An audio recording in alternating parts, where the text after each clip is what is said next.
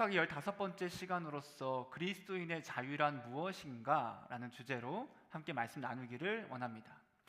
그럼 제가 어렸을 때 정말 좋아했던 하나의 명언이 있습니다. 명언. 이 명언의 작가는 미상이고 이런 명언이에요. 한번 보시겠습니까?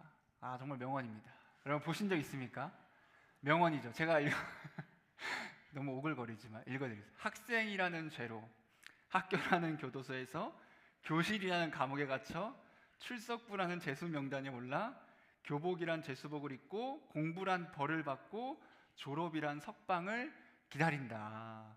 명언이지 않습니까? 제가 이걸 언제 봤었냐면 제가 중학생 때 바야흐로 중학생 때 싸이월드를 하면서 저 글을 처음 봤던 기억이 있는데 벌써 거의 십몇 년이 흘렀음에도 불구하고 저 문구가 제가 지금 이 나이 때까지 잊혀지지가 않아요. 그때 너무 임팩트가 컸고 임팩트뿐만 아니라 사실 그때 당시에 너무 큰 공감을 제가 했어가지고 지금까지도 기억합니다. 그때는 이 글귀를 보면 이런 생각했어요. 맞아. 왜 우리는 억지로 학교를 가야만 하는가? 왜 내 마음대로 내가 하고 싶은 대로 하지 못하고 왜 강제로 공부를 시키는가 하는 거죠. 여러분 진짜 감옥의 죄수와 그때 당시에 학생인 저를 비교했을 때 뭐가 다르지? 뭐가 다른 점이 있지라는 생각이 들었던 것 같습니다. 여러분 청소년 때는 학교를 가기 싫어도 어떻게 하죠? 억지로 가야 하고 공부를 하기 싫어도 억지로 해야 하고 수업을 듣기 싫지만 그 교실에 있기 싫어도 억지로 그 시간만큼은 그 교실에 있어야 했다라는 거죠. 그래서 그 당시에는 그런 나를 억지로 가둬놓는 그 학교가 그 교실이 너무너무 싫었다. 그러니까 반항심이 있었던 것 같아요. 그래서 통제된 삶에서 내가 하고 싶은 내 마음대로 할 수 있는 그런 자유를 굉장히 갈망했던 그런 기억이 있습니다. 근데 지금 생각해보면 그냥 중2병스러운 모습이었다. 그리고 더 생각해보면 사실은 제가 열심히 공부를 안 했거든요. 저기에서 말하고 있는 억지로 공부시키는 그런 거에 해당되지 않았던 것 같습니다. 여러분 사람은 누구나 자유를 원하죠. 통제되고 억제된 삶을 살고 싶어하는 사람은 아무도 없을 겁니다. 그런데 사람마다 그 자유를 추구하지만 사람마다 자유를 말할 때 그 정의가 다르고 또한 각자가 원하는 자유가 모두 다르다라는 거예요. 그럼 만약에 식민 통치를 당하고 있거나 어떤 독재 국가에 살고 있는 사람에게 자유는 무엇일까? 그들은 그 식민 통치에서 해방되고 그 독재가 끝나는 것을 자유로 여길 겁니다. 어떤 사람이 감옥에 있다면 그 감옥에 있는 사람에게 자유란 무엇일까? 이 감옥에서 나가서 내가 먹고 싶을 때 먹고 내가 자고 싶을 때 자고 내가 놀고 싶을 때 놀고 쉬고 싶을 때 쉴 수 있는 것을 자유라고 생각할 겁니다. 사람마다 각자 정의하는 자유는 다르고 여러분도 각자 이 자유란 이야기를 했을 그때에 내 머릿속에 떠오르는 자유가 다를 거고 내가 원하는 자유도 다를 거다라는 거죠. 근데 이게 모든 사람이 추구하는 자유가 다름에도 불구하고 그 자유에 공통점이 있는데 그게 무엇이냐면 제재나 억압이나 통제를 거부한다라는 거죠. 우리는 다른 무언가의 통제와 개입이 없을 때 내 마음대로 할 수 있을 때를 자유롭다, 자유라고 이야기를 합니다. 그렇다면 그리스도인의 자유는 무엇일까 하는 거죠. 그리스도인의 자유. 그리스도인의 자유도 세상 사람들이 말하는 자유와 동일할까? 똑같을까? 다른 점이 없을까 하는 겁니다. 오늘 말씀을 통해서 우리는 이 그리스도인의 자유에 대해 함께 살펴보고 또 이 자유를 누리는 삶이란 무엇인지 여러분 함께 나누기를 원합니다. 오늘 말씀을 보면요, 바울은 예수 그리스도를 믿는 사람들이 어떤 사람이라고 이야기하냐면 자유를 얻은 자라고 이야기하고 있거든요. 근데 이 자유에 대해서 이야기할 그때에 바울이 단순히 오늘 본문에서만 이야기하고 있는 것이 아니라 우리가 갈라디아서를 1장부터 5장까지 쭉 보고 있지만 이 갈라디아서 전체적으로 바울이 이 그리스도인의 자유에 대해서 이야기를 해주고 있습니다. 2장 4절을 보면 이렇게 이야기합니다. 이는 가만히 들어온 거짓 형제들 때문이라. 그들이 가만히 들어온 것은 그리스도 예수 안에서 우리가 가진 자유를 엿보고 우리를 종으로 삼고자 함이로다 라는 거고, 4장에서도 자유에 대해서 이야기하는데 4장 31절 말씀에 이렇게 이야기합니다.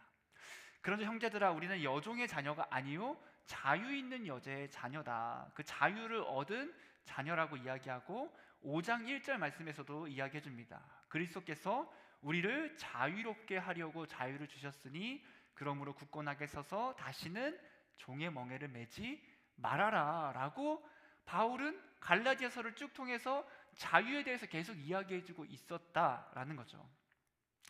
그럼 예수님을 믿는 성도들은 자유롭게 되었다라고 바울이 이야기하고 있는데, 그렇다면 무엇으로부터 자유롭게 되었는가? 우리가 계속 이야기하고 있는 것처럼 율법과 죄로부터 자유하게 되었다라는 거예요.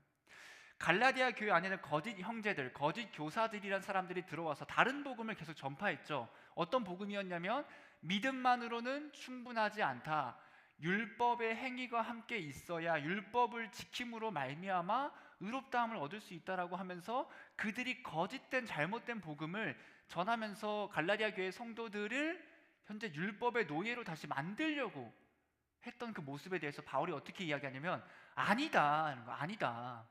율법을 행할 필요가, 율법으로 말미암아 구원받는 것이 아니라 우리가 이 땅에서 구원받을 수 있었던 것은 예수님께서 이 땅에 오셔서 우리를 위해서 죽고 부활하심으로 말미암아 우리의 모든 죄를 다 대속하셨고, 또 그분께서 이 땅에서 모든 율법을 다 지키심으로 말미암아 더 이상 예수를 믿는 우리는 정죄함의 앞에서 지치고 낙심하고 두려워할 필요가 없고, 또한 더 이상 구원을 받기 위해 율법의 노예가 돼서 그 율법을 억지로 지키려고 그 두려움 가운데 있을 필요가 없다. 예수님으로 말미암아 죄로부터 자유해졌고 율법으로부터 우리는 자유롭게 되었다라고 바울이 계속 이야기하고 있다라는 거죠.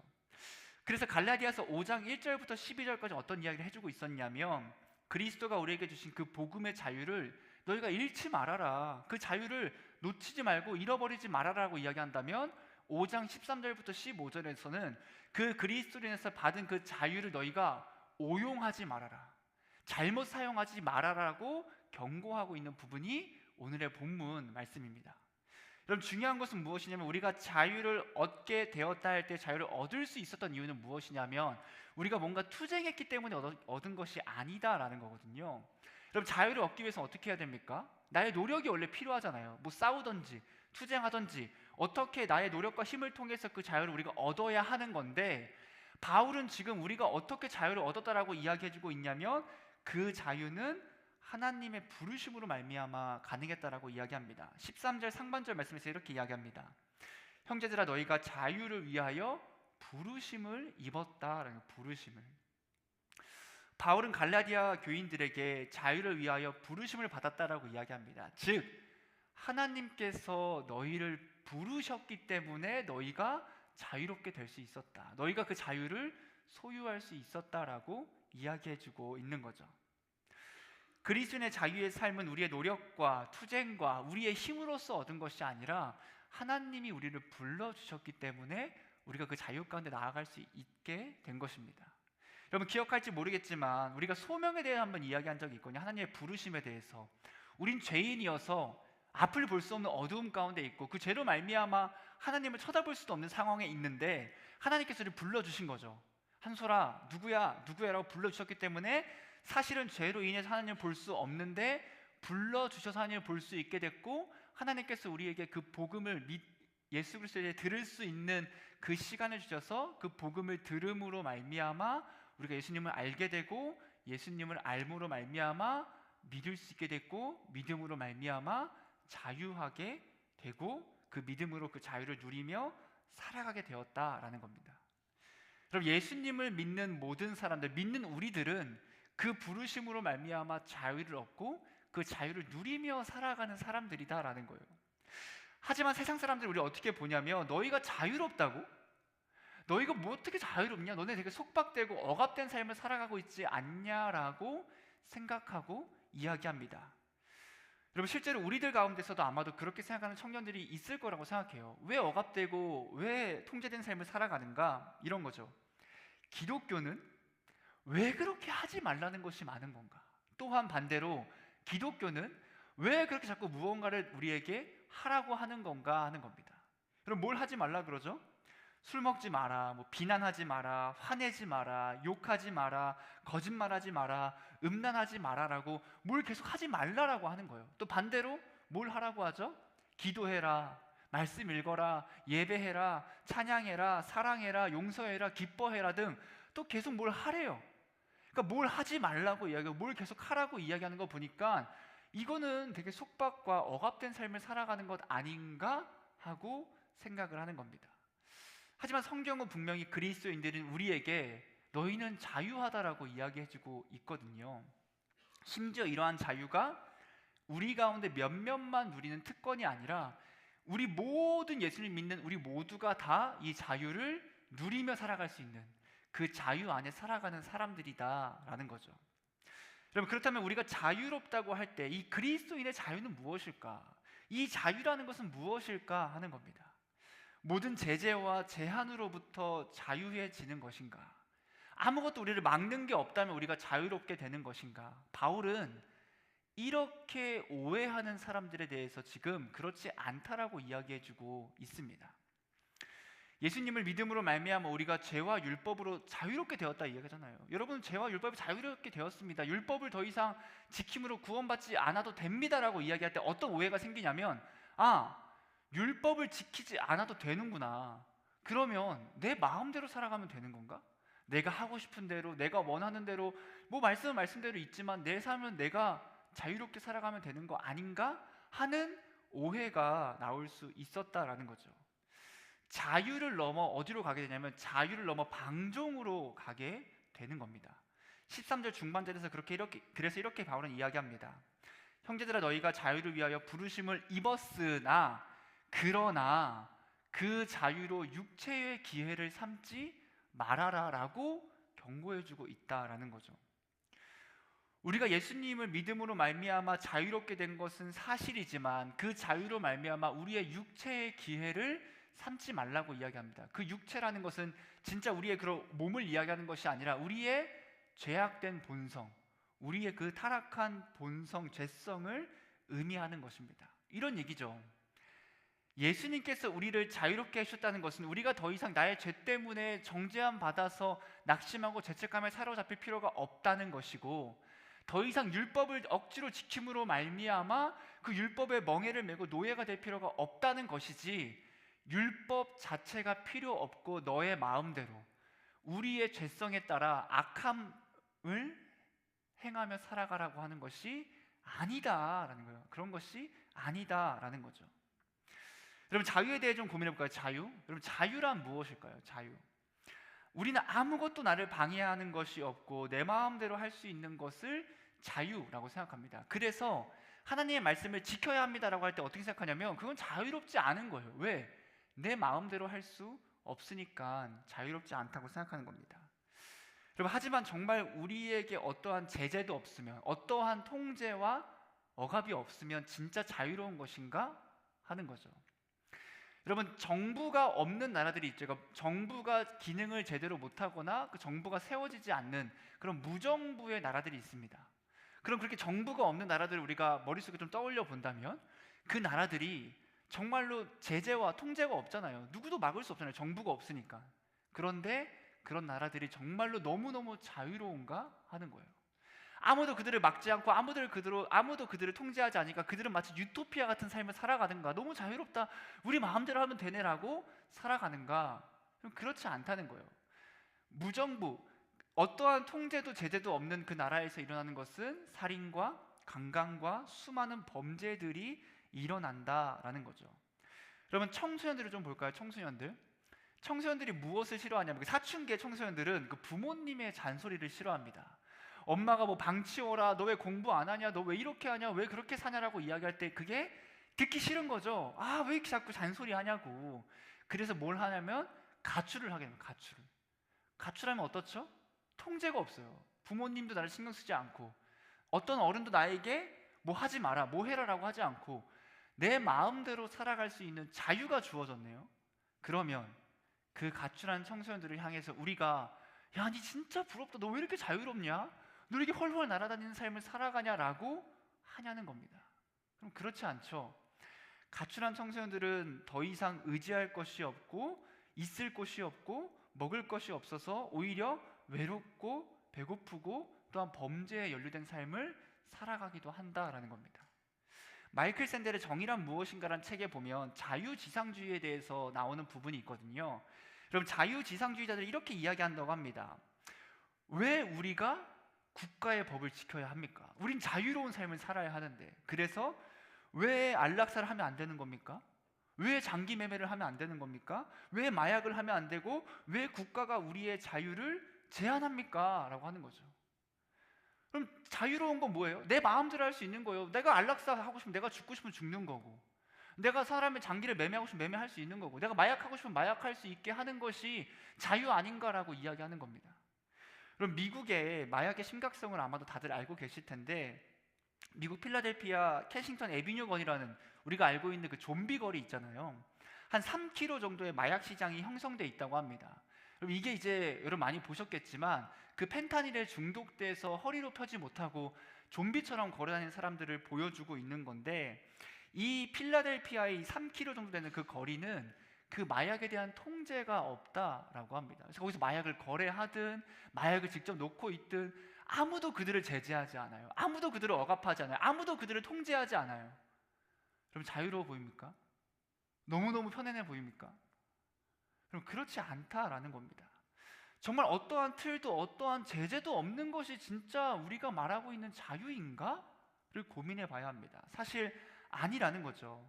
오히려 온전하고 바른 질서와 바른 틀 안에 있을 때 우린 진짜 우리가 원하는 자유를 누리며 살아갈 수 있게 됩니다.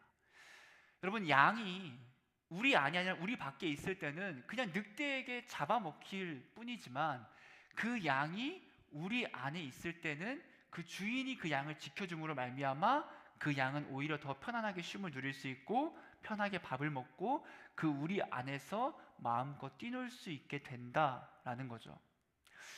그리스도인의 자유는 어디서부터 가능하냐면 하나님 안에 있을 때 비로소 그 자유가 가능하다는 겁니다.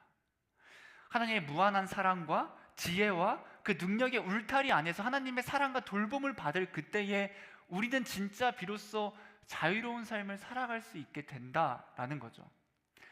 우리 하나님의 말씀을 지키는 것이 속박이라고 생각합니다. 왜 이렇게 자꾸 말씀을 지키라고 하는 거야?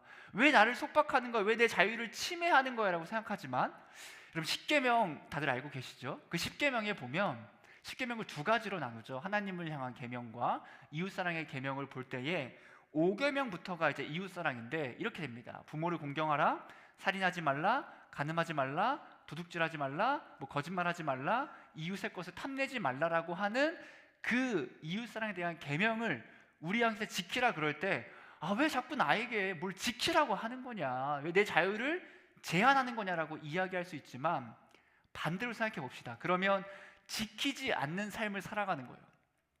부모를 공경하던 말던 마음대로 하고, 살인하고 싶어? 살인해. 간음하고 싶어? 간음해. 도둑질하고 싶어? 다 훔쳐. 너 마음대로 해. 거짓말하고 싶어? 거짓말해. 너가 거짓말을 하던 법이 어떻게 지키던 간에 상관없어. 너 마음대로 해. 이웃의 것이 탐나? 훔치던 빼앗던 네가 하고 싶은 마음대로 해. 그게 너의 자유니까 라고 한다면, 여러분, 그거 진짜 자유로운 삶이냐라고 하는 겁니다. 그럼 오히려 우리의 자유는 무엇이냐면 하나님의 그 말씀을 온전히 지키잖아요. 그럼 그게 훨씬 더 자유로운 삶을 살게 된다는 겁니다. 부모를 공경하고 거짓말하지 않고 살인과 간음이 없고 이웃의 것은 이웃의 것이기 때문에 탐내지 아니하는 그 하나님의 아름다운 말씀을 지킬 때, 그 안에 있을 때 오히려 우리가 진짜 자유로운 삶을 살아갈 수 있게 된다라는 겁니다. 여러분, 그리스도 안에서의 그 자유가 방종으로까지 넘어가면 안 된다라는 거예요. 우리는 우리 마음대로 살아가는 것이 아니라 하나님의 뜻 안에서 살아가야 하는데, 이제 그 자유에 대한 오해를 바울이 해소시켜 줍니다. 13절 하반절과 14절 말씀 우리 앞에 보고 한번 같이 읽어볼게요. 시작. 형제들아, 오직 사랑으로 서로 종노릇하라.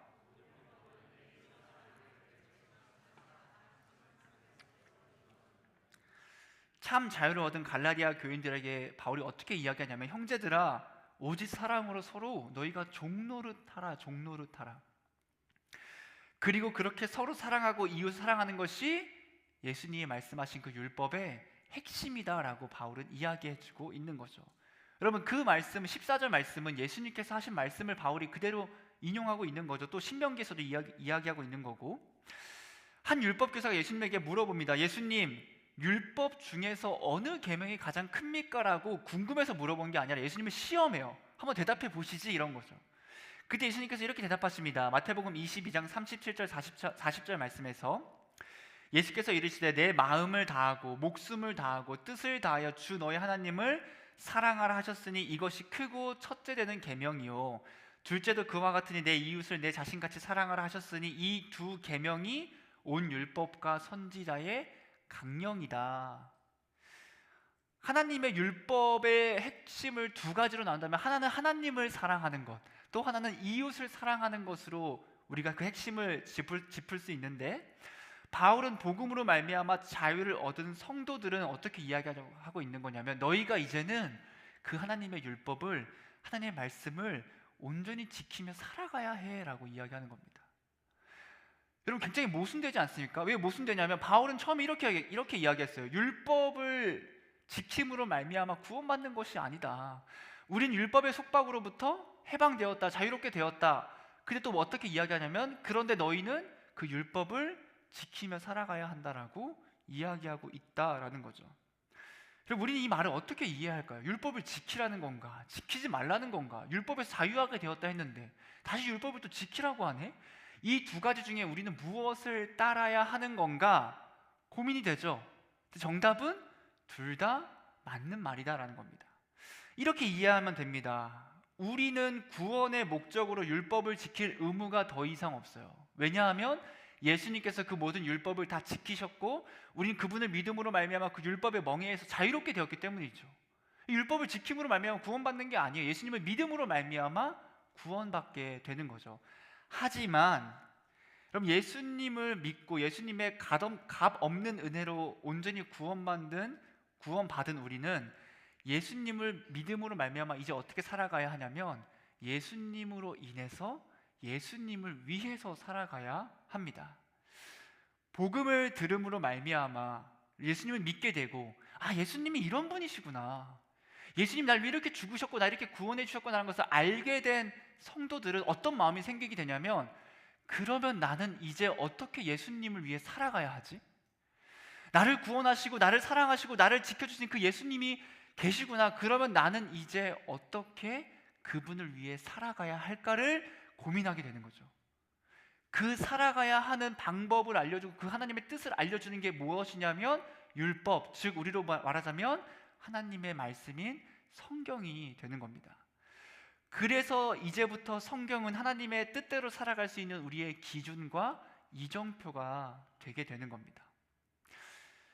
여러분, 복음은 우리를 율법에서 해방시켜서 율법으로부터 자유하게 하지만 이제 그 자유로움 안에서 또한 율법을 지키며 살아갈 수 있도록 해줍니다. 복음은 사랑 없이 이기적 동기로 율법을 억지로 지키던 우리의 그 습관적인 모습에서 이제는 예수님의 사랑을 받음으로 말미암아 그 사랑하는 마음으로 기쁨으로 율법을 지킬 수 있게 우리를 인도해 준다라는 거죠. 여러분, 선행에 대해서 왜 우리가 선행을 해야 될까요? 왜 우리가 하나님의 말씀대로 착한 일을, 그 아름다운 일을 하며 살아가야 하는가? 웨스터민스터 신앙고백서 16장 1절과 2절은 이렇게 이야기해 주거든요. 제가 읽어줄게요. 선행이라고 하는 것은 오직 하나님께서 자기의 거룩한 말씀에 명령하신 것일 뿐이지 사람이 말씀에 근거 없이 맹목적 열심이나 어떤 선한 동기를 구실로 공안해낸 것이 아니다. 즉 선행은 하나님의 말씀을 따르는 것이 선행이라는 거예요. 두 번째로 이제 선행의 이유를 이야기해 주는데 하나님의 계명에 순종함으로 행하는 이 선행은 참되고 살아있는 믿음의 열매요 또한 증거입니다. 왜 선행을 하는 거죠? 그게 우리 믿음의 열매예요. 우리 믿음이 있다는 증거예요. 선행을 하는 게. 이어서 그리고 신자들은 선행으로 자기들의 감사를 드러내고 그 믿음의 확신을 굳게 하며 형제의 덕을 세우고 복음의 고백을 단장하며 대적들의 입을 막으며 하나님을 영화롭게 하니 그들은 하나님의 만드신 바요 그리스도 예수님 안에서 선한 일을 위하여 지으심을 받아 거룩한 열매를 맺어 결국에는 영생을 얻을 것이다 라는 겁니다. 그럼 왜 우리는 선행을 하며 살아가야 할까요? 왜 우리는 그 말씀을 지키며 살아가야 하는가? 예수님을 믿음으로 참 자유를 누리는 성도들은 하나님을 너무 사랑해서 그분의 은혜가 너무 커서 이제는 그분을 위해서 그분으로 인해서 사는 삶을 살아가게 되는 겁니다. 이것은 억지로 생기는 반응이 아니라 우리에게 자발적인 기쁨으로 나타나는 믿음의 열매요, 믿음의 증거라는 겁니다. 그리고 우린 서로에게 사랑의 종 노릇해야 돼요. 옆에 사람 내 종인 거예요. 내 종이에요. 옆에 사람들 내 사랑의 종. 나도 종이 되는 거예요. 우리 모두가 서로가 서로의 사랑의 종 노릇을 해야 합니다. 누가 과연 그 본을 보여주셨는가? 누가 그렇게 살았는가? 예수님이 그렇게 먼저 행하셨습니다. 예수님은 이 땅에 오셔서 우리를 사랑하셔서 이 땅에 외면당하고 비난받고 무시당하는 죄인과 세리와 병든 자들과 함께 하시고 그들과 식사하시며 그들과 한 가족이 되셨고, 또한 예수님께서는 이 땅에 오셔서 하나님의 말씀을 그들에게 가르치셨고 자신의 제자들의 발을 무릎 꿇고 친히 씻어주시고 더 나아가서 그 사랑하는 자들을 위해 목숨을 바치시는데, 그때 예수님을 조롱하고 욕하고 비난하고 창으로 찔리는 자들을 향해서 예수님께서 어떻게 말씀하시냐면, 하나님, 저들을 용서해 달라고 말씀하시는 그 가장 큰 사랑과 겸손을 보여주셨던 게 예수님이다라는 겁니다. 여러분, 고린도전서 13장 4절부터 7절에서는 우리가 어떻게 사랑해야 하는지 알려주거든요. 우리 앞에 보고 한번 같이 읽어보겠습니다. 시작. 사랑은 오래 참고, 사랑은 온유하며 시기하지 아니하며, 사랑은 자랑하지 아니하며 교만하지 아니하며, 무례히 행하지 아니하며, 자기의 유익을 구하지 아니하며, 성내지 아니하며, 악한 것을 생각하지 아니하며, 불의를 기뻐하지 아니하며, 진리와 함께 기뻐하고, 모든 것을 참으며, 모든 것을 믿으며, 모든 것을 바라며, 모든 것을 견디느니라. 여러분, 사랑은 겸손합니다.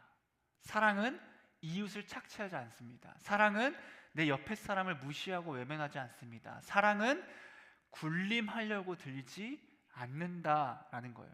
사랑은 온유하고 오래 참고 자랑하지 않고 교만하지 않고 무례히 행하지 않는 모습이 나오게 됩니다. 하나님을 두려워한다면 절대로 나의 이웃을, 내 옆에 사람을, 내 주변의 사람들을 함부로 대할 수 없다라는 거죠.